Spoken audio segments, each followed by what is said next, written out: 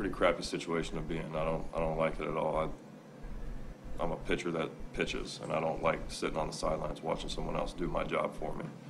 But, you know, it happens. You deal with it, keep your chin up, keep grinding, keep working, and be back out there hopefully in Toronto. Welcome into Red Sox Now. I'm your host, Rachel Holt. It's not the news we were hoping to hear as the Yankees come to town. Red Sox ace Chris Sale went on the 10-day disabled list Tuesday with inflammation in his pitching shoulder. The lefty's stint on the DL is retroactive to Saturday, so he is only expected to miss one start, but the timing couldn't be worse as the Red Sox try to expand on their lead against the Yanks for first place in the division. Sale is 2-0 against the Yankees this season with a .69 ERA. He has been lights out in his last few starts. He leads the American League with a 2.04 ERA, and he hasn't given up a run in his last 3 outings. So hopefully he's the same Sale we've seen all season in his next outing. But for now, the move shifts some things around for when the Yankees come to Fenway for a 4-game series. On Thursday, Brian Johnson will replace Sale and will face CC Sabathia. The lefty is 1-1 with a 1.80 ERA in 6 starts this season. On Friday, Rick Porcello gets the ball opposite Luis Severino. The next day, newcomer Nathan Eovaldi will try to expand on Sunday's dominant debut. He will face new Yankee Jay Happ, who is slated to make the start despite a recent diagnosis of hand, foot, and mouth disease. And finally, on Sunday, David Price will face Masahiro Tanaka. The Sox have been in first place since July 2nd. As we gear up for an exciting division matchup, let's take a look at what the Sox have accomplished at this point in the season. Through 108 games, or 2/3 of the way through the season, Alex Cora's club leads MLB with 75 wins and a .688 winning percentage. Things only get better when they play at home.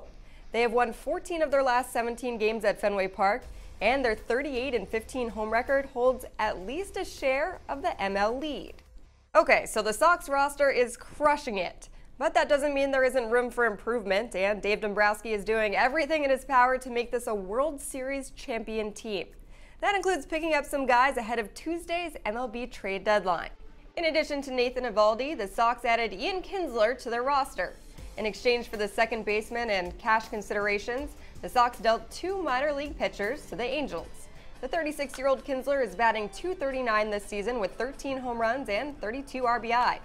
He will replace the injured Dustin Pedroia at second base, which is ironic, given the fact that in 2003, Kinsler transferred from Arizona State to Missouri because Pedroia took his shortstop job. 15 years later, they're teammates again. He's not the only former teammate he'll reunite with. David Price was Kinsler's teammate with the Tigers, and he shared, "He's the closest teammate that I've ever had to Dustin Pedroia. He brings that intensity, that fire, every single day." Kinsler wasted no time getting in a Sox uniform, starting at second base on Tuesday night against the Phillies. He was 1 for 4 with a single, but of Boston, Kinsler said, "It's one of my favorite places to play. You better bring your A game every night. It's a lot of expectations every night." Well, the Sox unfortunately snapped a 4-game winning streak with a 3-1 loss on Tuesday night in Kinsler's debut, but a different story on Monday night when one of the more exciting games of the year led to win 75. The Phillies and Sox were tied at 1 and deadlocked after 9 innings of play. Brock Holt put on his rally helmet and tried to make something happen. Blake Swihart entered the game in the 10th as a pinch hitter, and he didn't start the game, but he finished it. His ground rule double to right center gave his team the dub and helped him earn the rights to a Gatorade bath. The Sox picked up their 4th walk-off win of the season. And now for our BioFreeze quality starts of the week, we have a new addition making an immediate impact. What a great way to start his career with the Red Sox. On Sunday, Nathan Eovaldi straight fire in his Sox debut in 7 innings of work, giving up 4 hits, no runs, and striking out 5. On Monday, David Price gave up 1 earned run over 8 innings, his second longest start of 2018.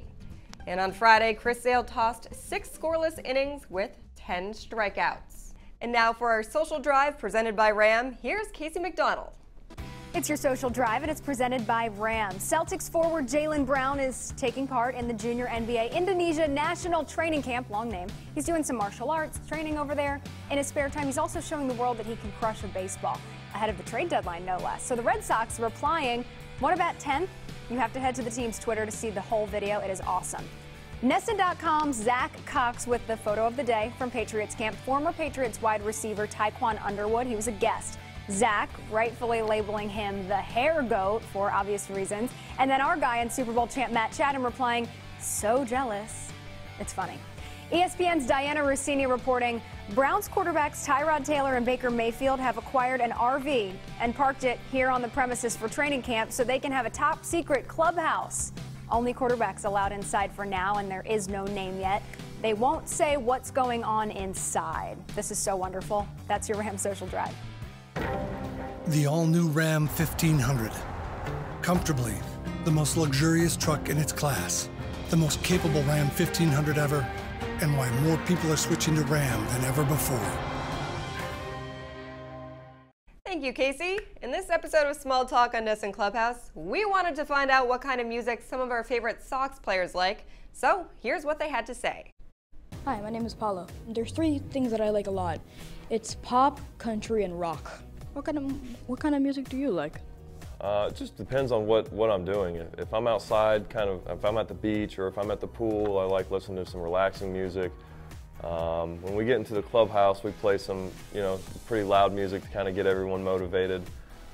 So it just kind of depends on what activity I'm doing.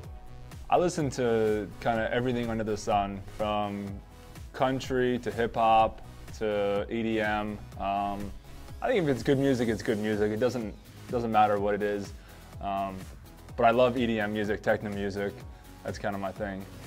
I like all kinds of music, honestly. It kind of really depends what I'm doing. If I'm on the beach, then I'm listening to, country, reggae type stuff. If I'm at the gym, I'm usually listening to some hip hop or some EDM, just kind of depending on what I'm doing.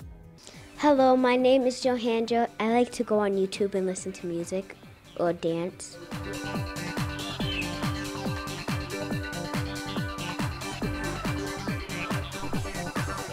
My favorite artist is Daniel Caesar. What is yours? Those were some good dance moves. My favorite artist, I've got a lot. I listen to a lot of country music, Texas country in particular. Guys like Randy Rogers, Wade Bowen, Cody Johnson. I guess one of the more popular guys, I would say probably Chris Stapleton. That's kind of the music I listen to. And that about does it for this episode of Red Sox Now. But before we go, we leave you with this. The Red Sox have plenty of power in their batting order, but it would be hard for them to turn down an athlete like Celtics guard Jaylen Brown, who proved that his skills translate to the diamond. Yeah, we agree. 1 through 9 are pretty solid. The Sox asking, what about 10th? That does it for this episode of Red Sox Now. Thanks for tuning in. We'll see you again next week. Go Sox!